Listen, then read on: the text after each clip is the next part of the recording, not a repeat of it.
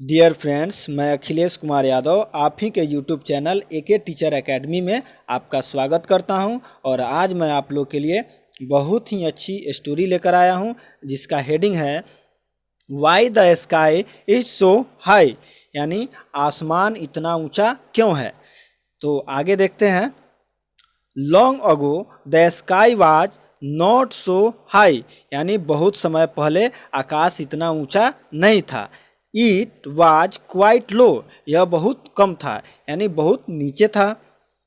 You could easily stretch your hands up and touch the sky, यानी आप आसानी से अपने हाथ को ऊपर उठाकर आकाश को छू सकते थे। तो आगे देखते हैं। At that time, there was a village in which there lived a bent old woman. उस समय एक गांव था जिसमें एक बूढ़ी झुकी हुई महिला रहती थी। She was the oldest woman in that village. वह उस गांव की सबसे वृद्ध महिला थी। आगे देखते हैं। This bent old woman thought of nothing more than sweeping and cleaning her hut.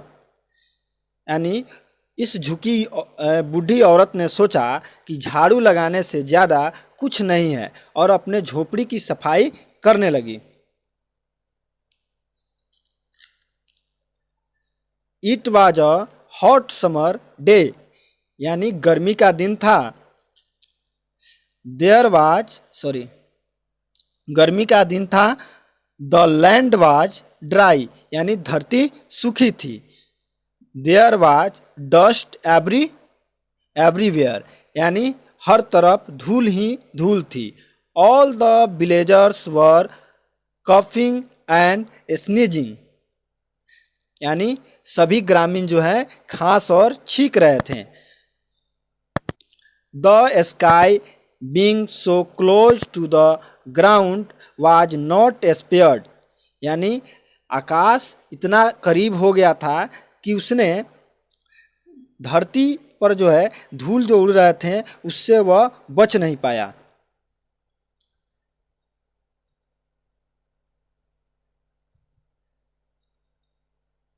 It coughed and sneezed, यानी वह खांसता और छींकता था।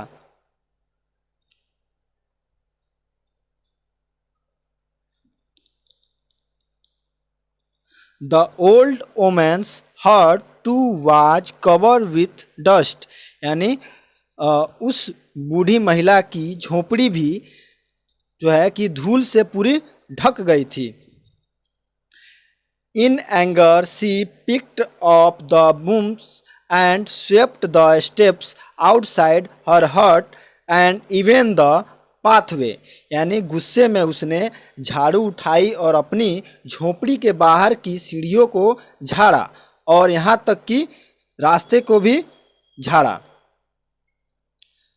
The dust rose all over and formed dark brown clouds, यानी चारों ओर धूल उड़ गई और गहरे भूरे बादल बन गए।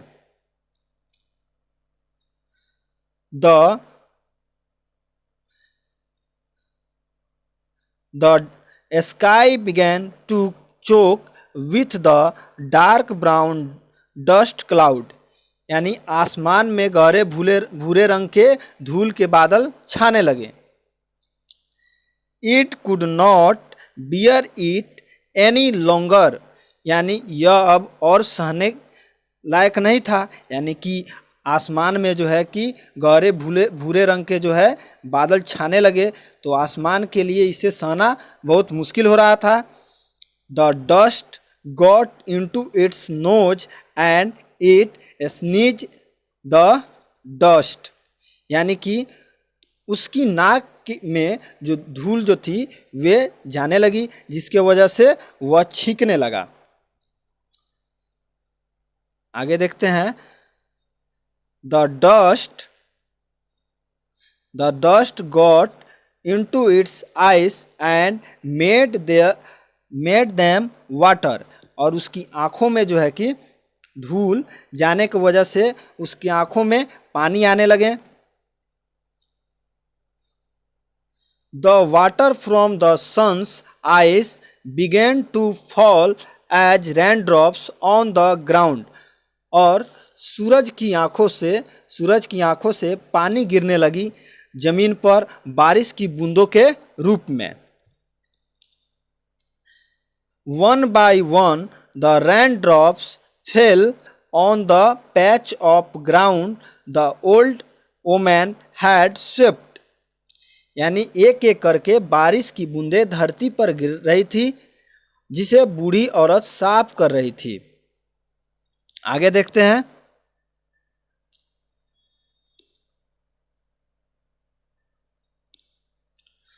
The old woman tried to clean the raindrops, but as soon as she cleared one, the other raindrops fell. यानी कि बूढ़ी औरत बारिश की बूंदों को साफ करने की कोशिश कर रही थी, लेकिन जैसे ही वह एक को साफ करती तब तक दूसरा बूंद गिर जा रहा था। आगे देखते हैं।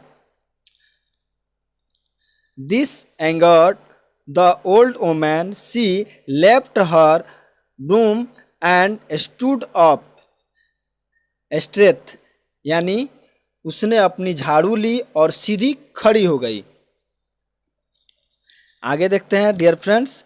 वह जो बूढ़ी औरत थी उसने जो है गुस्से में आकर जो है झाड़ू अपना उठाया और सीधी खड़ी हो गई। She glared at the sky and shouted at it, यानी उसने आकाश की ओर देखा और चिल्लाई। But the poor sky could not nothing, लेकिन बेचारा जो आकाश जो था वह कुछ कर नहीं सकता था, क्योंकि उसकी आंखों में जो है कि धूल जो है पड़ रहे थे, जिसकी वजह से जो है उसकी आंखों से पानी गिर रहा था। आगे देखते हैं क्या होता है। It's eyes were full of dust, यानी उसकी आंखों में जो है बहुत धूल पड़ गए थे। The raindrops did not stop, और बारिश की बूंदें थम नहीं रही थी। आगे देखते हैं। This angered the old woman even more, यानी कि इससे बुढ़िया जो थी वह बहुत अधिक नाराज हो गई और क्या करती है देखते हैं। She picked up her broom and watched the sky with it, यानी उसने अपना झाड़ू उठाया और उससे आकाश को मारा। आगे देखते हैं। The sky could take it no more, यानी आकाश इसे और नहीं ले सकता था, यानी कि उसकी पिटाई को और नहीं सह सकता था। तो आगे क्या करता है देखते हैं।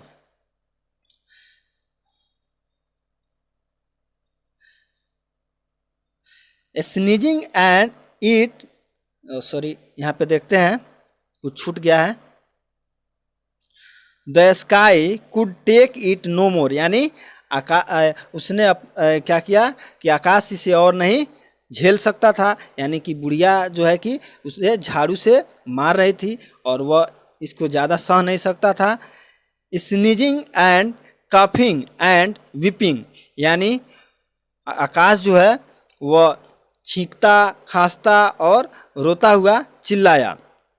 द स्काई फ्लीव अप, यानी आकाश जो है ऊपर उड़ गया।